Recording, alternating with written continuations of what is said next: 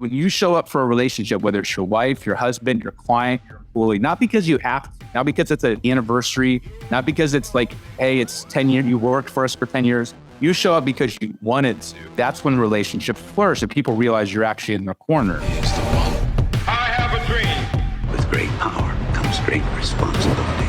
I could do this all day. This is it. Don't get scared now. They may take our lives, but they'll never take our freedom. Cinderella story out of nowhere. It's in the hole. That the only thing we have to fear is fear itself.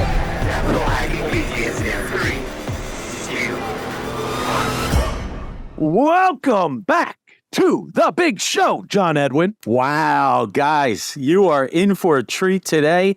We interview John Rulin. He has been a good friend of mine for over 20 years. We became friends because he sold Cutco. I sold Cutco. Both did well. I didn't do nearly as well as him. He is the all-time Cutco most sales ever done in the world. He wrote a book called Giftology, which actually is changing the whole business world across the country, the world. I mean, you name it, people have heard of it. And John really breaks down how simple it is to just add some thought into what you're gifting others, and the generosity continues to create great things. And we talk about this often, Josh. We talk about human capital. Speak a little bit about that. Well, so from my point of view, this guy is famous. I had not realized how great of a relationship you had until a few years ago when you mentioned him. We had heard of him before you mentioned him to me, even though I didn't know you were a 20-year friend and buddy. His book, Giftology, comes up in numerous keynotes I've been to. And it's some of the better speakers talk about this book, Giftology, and the fact that it had a major impact on their lives. And so this is the author of that book. Now, thank God John Edwin has the world's best friends, because all he had to do is say, buddy, let's get on the Big Capital Hacking Show. I didn't even have to write this famous keynote speaker a letter.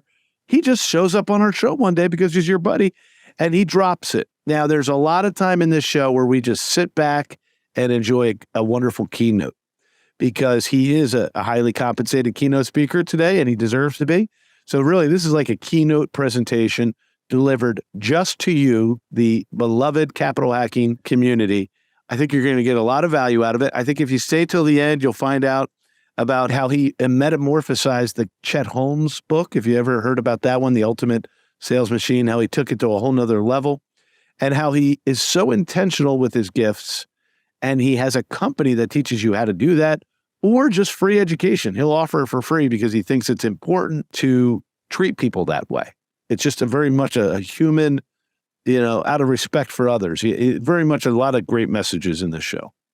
Yeah, John, thank you for being so open, so vulnerable, telling us personal stories of yours. And thank you for, pun intended, your gift on this show to our listeners. You're going to love it. Woo! Welcome to the big show, John Rulin. Johnny Rulin, man. Welcome, brother. Good to be here, John. Good to be here. It's so great seeing you, even though we're seeing each other on Zoom. We have a 20-plus year friendship, and I appreciate you greatly, brother. And everybody knows who you are because you are Mr. Giftology. Yes, you are. Everybody talks about you. I mean, I've been at masterminds for years. The name of your work shows up. So there's a lot who don't know you yet. Would you mind sharing your quick backstory so we can catch up the thousands of listeners on who you are? Yeah, well, nobody cares. Giftology is a fun title because people, it's like the redheaded stepchild of marketing.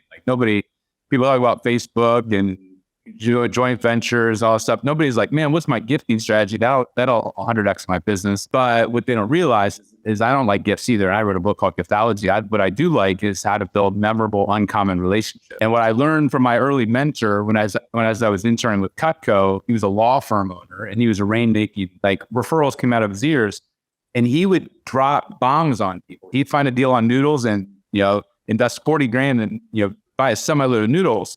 And I'd be like, Paul, why are you doing that? I'm 20. Wow. And he's like, I just love showing up for relationships. So it wasn't tactical, it wasn't manipulative. He just loved on people. Because of that, it came back to him 1,000-fold. The amount of referrals and deal flow and access. So I pitched an idea. I'm interning with Cut Coated Paper Meds, and this is 22 years ago.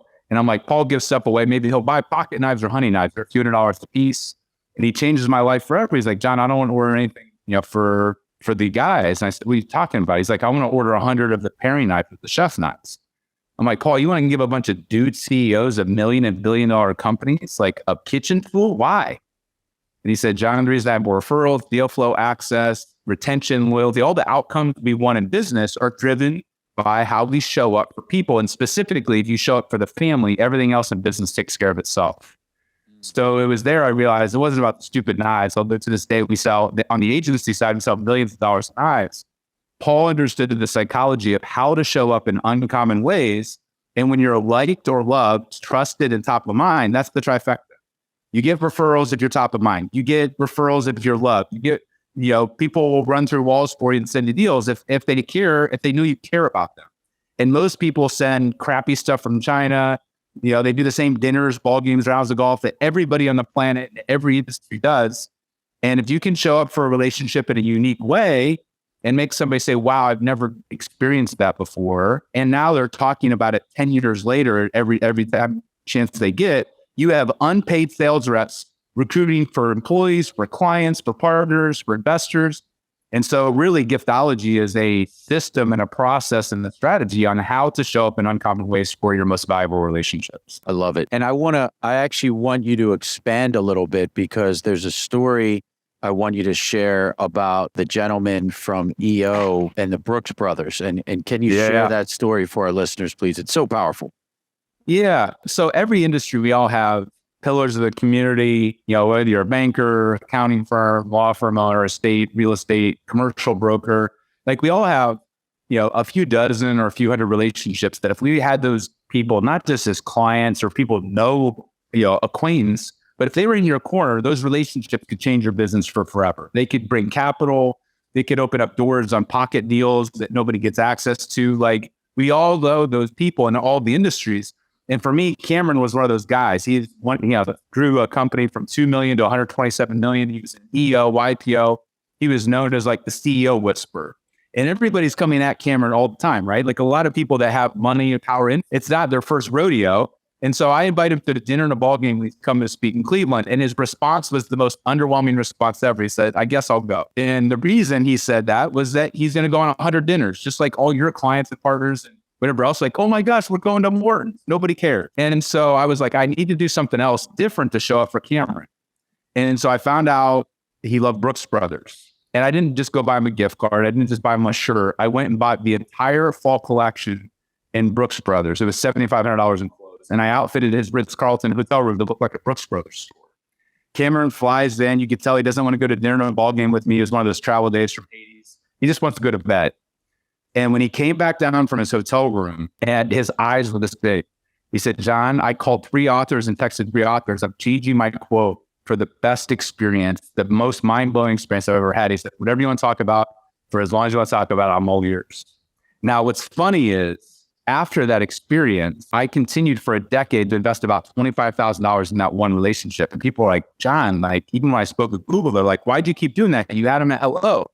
And I said, when you show up for a relationship, whether it's your wife, your husband, your client, your employee, not because you have to, not because it's an anniversary, not because it's like, hey, it's 10 years, you worked for us for 10 years. You show up because you wanted to. That's when relationships flourish and people realize you're actually in their corner. And so that $25,000 investment, people are like, dude, that's a lot of money. And I'm like, you can't even get an assistant for half a year for $25,000. And I had Cameron as a sales rep for my brand for a decade when $2 million would have done it for a year. Wow. That's the power of Giftology. He went out and opened up my first 10, 20, 30, 40, $50,000 speaking gigs were because of Cameron. All of his clients, he didn't just bring me up occasionally. He looked for opportunities to talk about me from stages and at masterminds and all kinds of, you mentioned like we're everywhere. Like I don't have any sales rep, except I have thousands of clients and employees that are out there acting like a sales rep for us. There's not on the payroll. That's like, so the Brooks Brothers, the fun over the top, you don't have to spend $7,500 to get somebody's attention, but a lot of us will spend, $50,000 a month on Facebook ads and we don't think twice about it. And then it's like, when's the last time you invested $600,000 in the relationships that actually allowed you to have a business that allowed you to profit $6 million last year? And they're like, we've never done that. I'm like, it's still the same 50 grand a month. You just choose to do Facebook ads like all your competitors. And I think going at it this direction when everybody else is going this direction is just a great way to show up differently as an entrepreneur. Wow. I just have to ask a tactical question. First of all, was that Cameron Harold you're talking about or a different Cameron? Yeah, Cameron Harold. Yeah, COO Alliance. Love that guy. Cameron, I know you're listening. We love you. We've been trying to get you on this show because you know all our friends. By the way, he knows Hal Elrod and all your buddies. So, okay, Cameron Harold rocks the free world. We do Vivid Vision in our company. We love the guy. All right, great technique. How did you know what size he was? I asked him and said, "Hey, I'm going to send you some. I'm going to send you some Jose Banks know you're a Brooks Brothers guy. I'm a Jose Banks guy. I'm going to send you a shirt." And then I end up following up with his assistant to get some of the other sizes, which one of the things we talk about is inner circle, like take care of the spouse. 80% of our clients' budget when they're like, "Hey, we want to send bourbon and cases of wine." I'm like, "Are they married?" They're like, "I don't know." I'm like, "Find out if your clients and your employees are married." The guy or the gal that's the executive gets taken care of all the time, but guess who doesn't? Assistant or her assistant, their kids, their pets, their team. Like 80% of our dollars. The reason we do so much with the knives and things that are kitchen related, people are like, "Well, I want to do golf stuff." I'm like, "You don't think that he already has or she already has 5 pairs of golf shoes if they're into golf or they're into racing?" Everybody knows they're into racing. When's the last time you did something for his wife or her husband or the kids? And they're like, "We've never done that." I'm like, exactly. Neither of your competitors. You want to have something stand out? Like the Brooks Brothers was cool, but if you look at the other $25,000 in gifts I sent Cameron, it was knives, it was wine tools, it was glassware, it was all stuff that he used every single day with all of his inner circle with his family, because nobody does that. Everybody does businessy stuff. And I'm like, it's not a businessy thing. I want an interpersonal relationship, and so do you with your most important relationships. So going back, and I'll let John has 10 questions to ask you, but I want to just hone in on, I was reading your website. You and I learned a lot from the same guy, Chet Holmes, the ultimate sales machine. You make a great argument that when Chet Holmes says one of his relationship building strategies is quote unquote lumpy mail, you say, "Hey, Chet, you were onto something, but it can't be garbage. It can't just be funny jokes. It has to be impactful, uncommon." I think that, people have read Chet. A lot of people follow Chet stuff and Dan Kennedy, and there's a lot of people that talk about lumpy mail. And I think if you look at like most people's offices or homes in the US, a wealthy person doesn't need more crap or stuff, right? They don't need more knickknacks, tokens, tchotchkes, swag. Like none of that's going to like move somebody emotionally.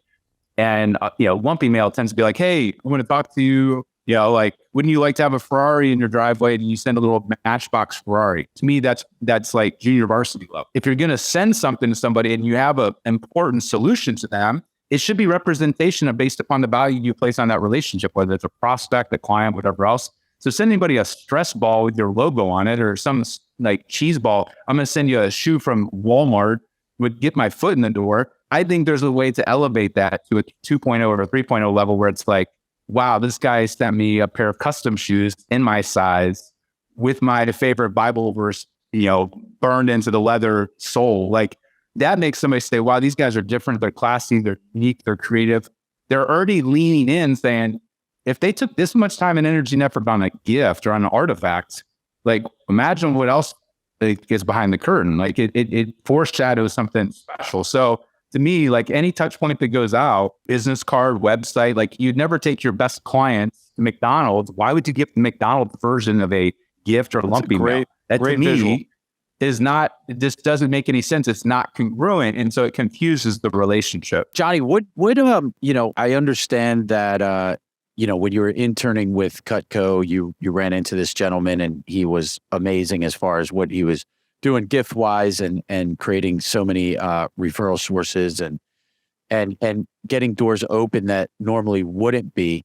What prompted you to write the book, Giftology? There's a couple of different things. One is if you hang out with enough Hal Elrod, Matthew Kelly's, John Maxwell, like a bunch of these people are friends or clients or both. And I was like, there's really nobody teaching people, because people would ask me to speak and I'd be like, "I'm not a speaker. Why don't you have Matthew Kelly speak?" And they're like, "But we want you to speak on, this gratitude and generosity to grow revenue." Like that's a unique topic. Nobody's talking about that. There's a lot of sales topics or marketing or leadership. And so, but reluctantly, I would go speak, but I'd realize I could only impact so many people at a Cutco conference or at, a John Maxwell event or whatever. And I saw that like Matthew Kelly pushed me. He's like, John, the reason I like writing a book more than I like speaking is I'll be able to impact millions of people even after I'm dead. Whatever I put into the book, it's going to live for another 100, 200 years. Do you want to impact a lot of people? And I said, well, of course I do. And he said, well, then I think you're onto something here. Like you need to go teach people how to build relationships and showing up in uncommon ways and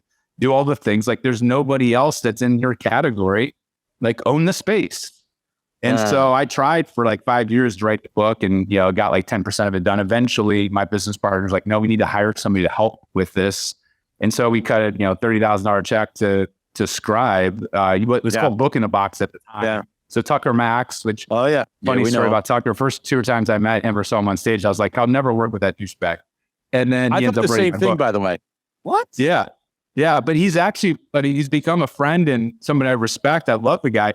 But one, he's developed a lot as a human. And two, like you just like, he's not on stage. Sometimes it's humor. Like he's just a unique character, but without him and Zach, his business partner, and really Cameron was like, hey, you got to get Tucker one-on-one. Just trust me. And then when I got him one-on-one and then I met Zach, I was like, oh my gosh. So, but the book for me was like kind of a legacy play. It was credibility because a lot of people would be like, oh, that's a cute thing. Like you do gifts.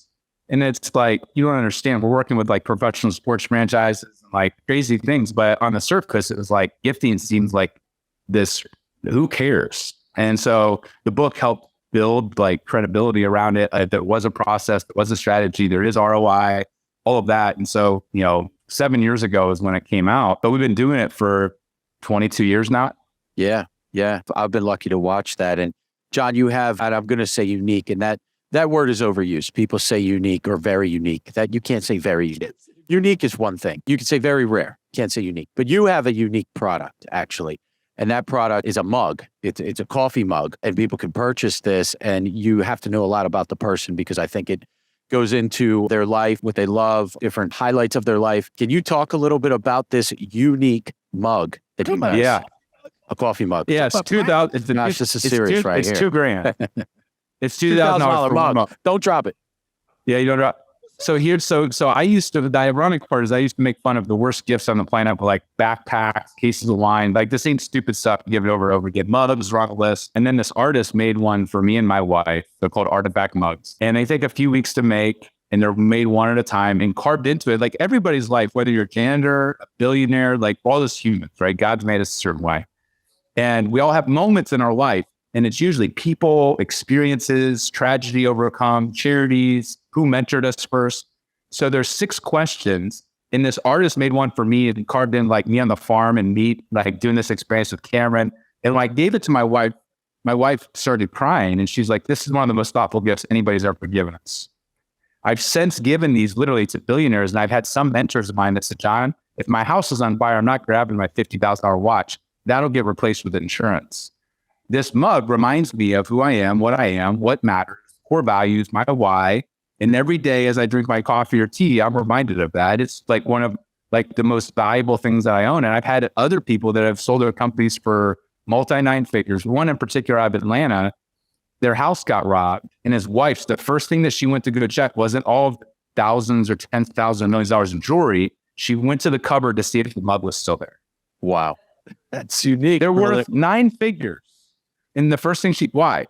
It's the story that's woven into it. It's what it means. It's what matters. Like at a core level, we care about a handful of things. And it's usually not the most expensive things. It's the things that are most meaningful, have a story and value. And so people are like, John, if that $2,000 for a mug, like I gave one this morning to a guy who just sold us a garage door repair company for $650 million. He flew into St. Louis to spend half a day together. He's a great client, 39 years old.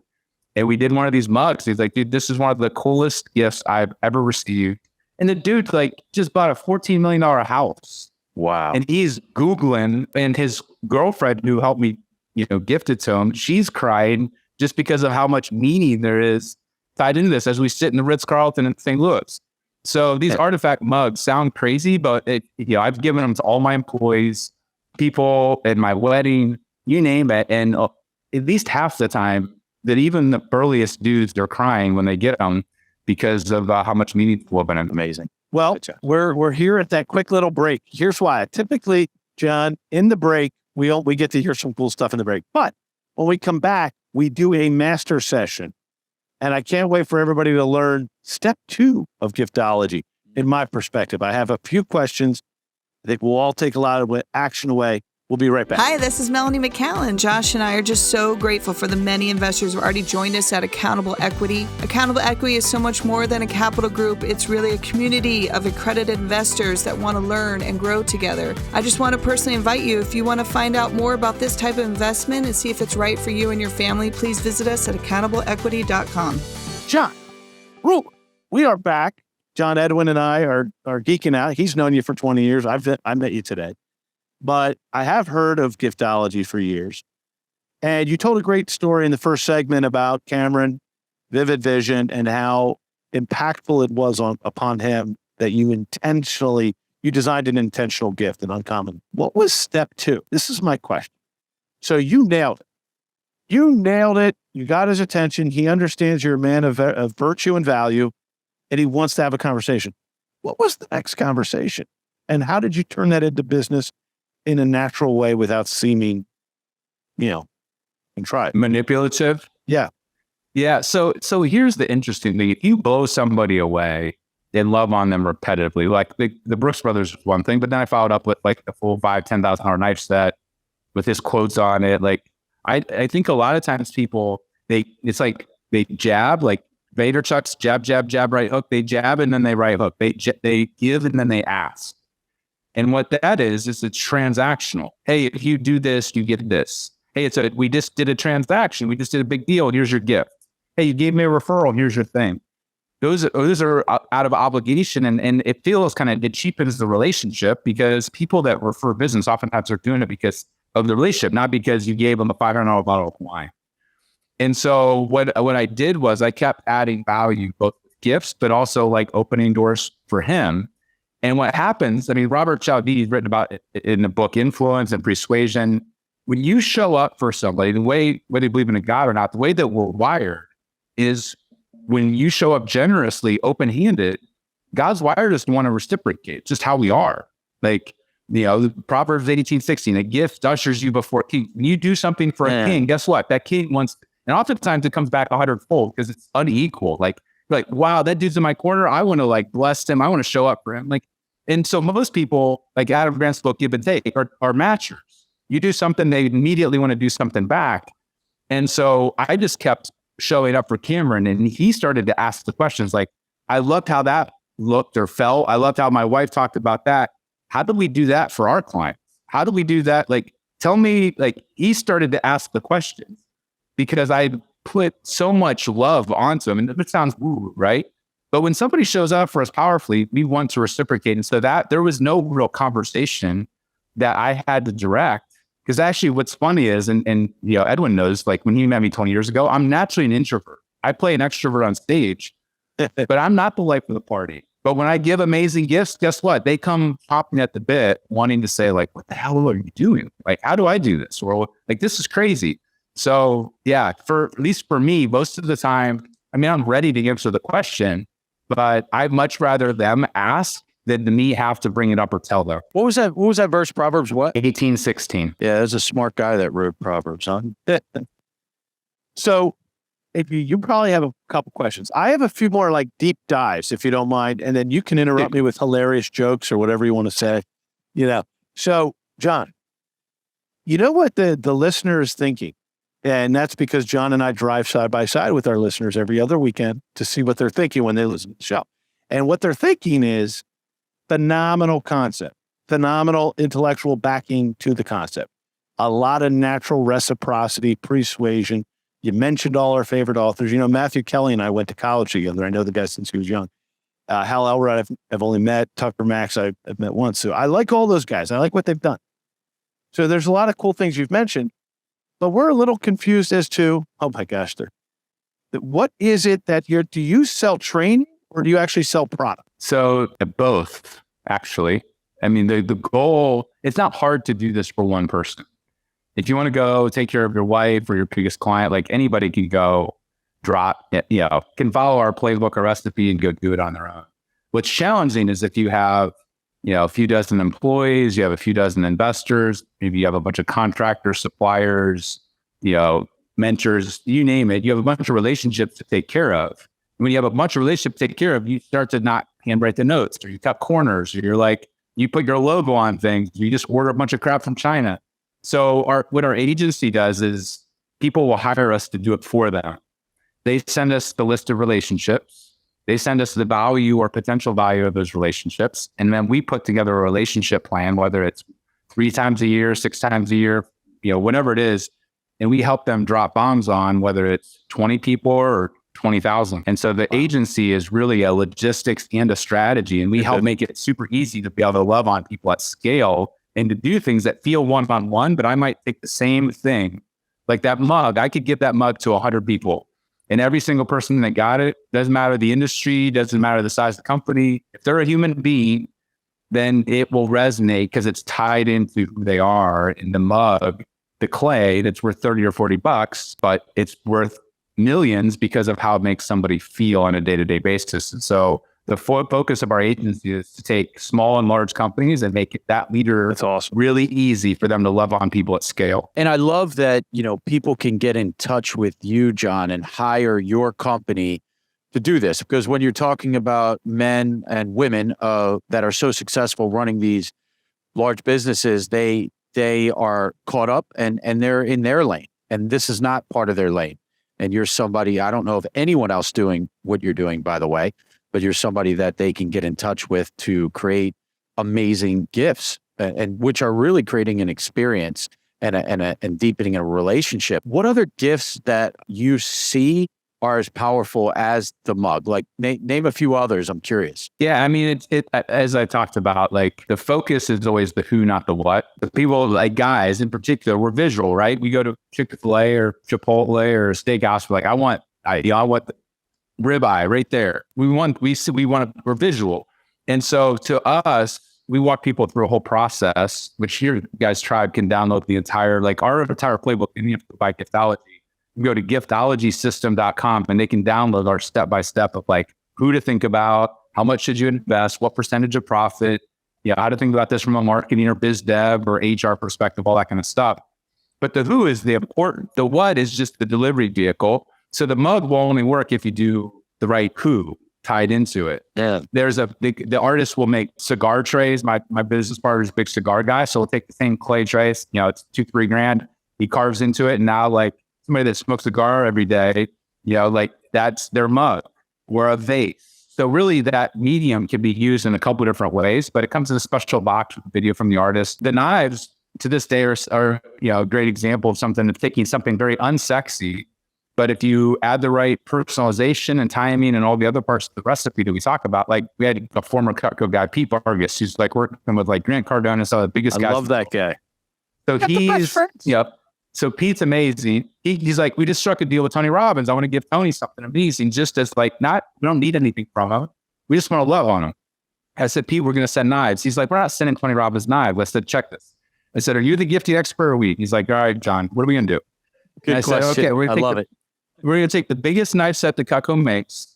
It's like $5-6 grand or whatever. And on all 40 of the knives, on both sides, we're going to put 80 quotes of wisdom that Tony spoke into existence over the last 40 years, him and Sage. And then we're going to put it inside a $3,000 wood box. And the video is going to talk about 7 generations of breaking bread and celebrating and legacy and impact and tens of millions of people. Your kids or great grandkids are going to be reminded of the legacy that you and Sage created and started today. And every day you use these as you celebrate, be reminded of what you're building. So Pete makes this beautiful 5-minute long video. We upload it, we send it off.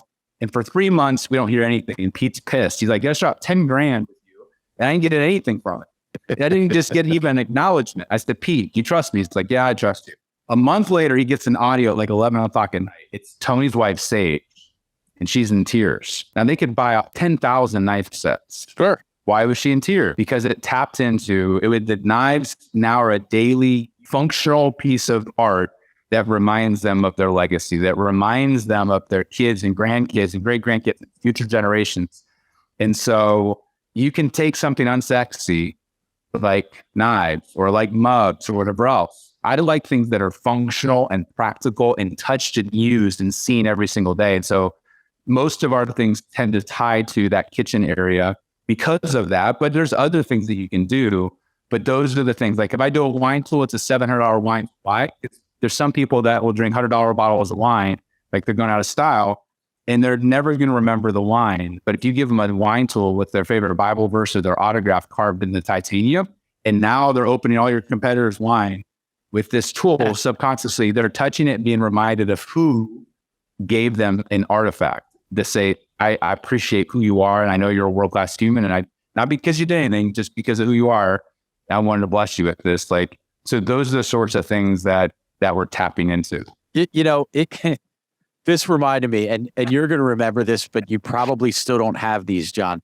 But so many, man, I can't tell you how many years ago. I'm going to say it was 15 years ago. Everybody used to use business cards. We don't use business cards anymore. John Rulin had a metal business card he would hand to people. And I remember he handed it to me. I was like, holy crap, dude, how much does this cost? Because like when you're getting business cards, you're ordering 100, 500 business cards. And this guy's handing out metal business cards. Who does that? How much does that cost, John? There's $3. $3 a card. But here's the funny part about that. So now, so we still do that because it's unusual, right? To get a card. Everybody doesn't do cards anymore. But when they get a $3 one, I'm like, what the heck? So the kicker was, it inspired us to say, what more could we do? And so how often do you get handwritten notes? Very rarely. You get text messages, emails out the wazoo, TikToks, barrage with digital. So our letterhead is now $9 sheets of steel. So we send out thousands of handwritten notes every year. It's on a sheet of steel with a Sharpie. People are like, $9 is a lot. And I'm like, you'll spend $39 on a polo somebody's going to use to wash their car the next week because they don't want your freaking logoed polo. So I saved $30 by giving $9 sheets of letterhead with handwritten notes that people are framing and talking about for 5 years later. So in every part of our business, what we try to do is we look at things holistically and say, where is everybody else having a pissing match? Oftentimes it's nice bottles of nice drinks, nice sponsorships, Pebble Beach trips, hunting trips. All of those are being done at a level 10. Over here, you have business cards being done for 3 cents. I'm like, all right, I'm going to take it up 100 notches. I'll do $3 ones. Most people, 5-cent stationery. I'm going to take it up 1,000 notches. I'm going to do $9 ones. I try to find the areas where everybody goes cheap, and I go, not 1 or 2 increments higher. I go 1,000 times higher. And then I go to the areas where everybody's having a pissing match and I redirect dollars. Now, I still will pay for a dinner occasionally, but nobody's like weeping over a dinner being picked up. And sometimes in Vegas, it might be a $10,000 dinner. Yeah. And the amount of business dudes that will drop, they'll hire an extra 5 employees and they'll drop $500,000 in fixed cost labor overhead and they won't even think twice about it. And then you start talking to them about investing in a mug for $2,000 and their eyes roll back in their head. Like they all of a sudden become like Ebenezer Scrooge. Why? Because the frame changed, right?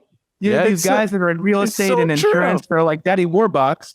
And then you show them a $2,000 mug and they're like, it's like you just showed them a $2 million Bugatti because the frame changed. They might even buy the Bugatti easier than the $2,000 mug. They will. This is a big deal. All day long. Twice on Sunday. It's so dumb.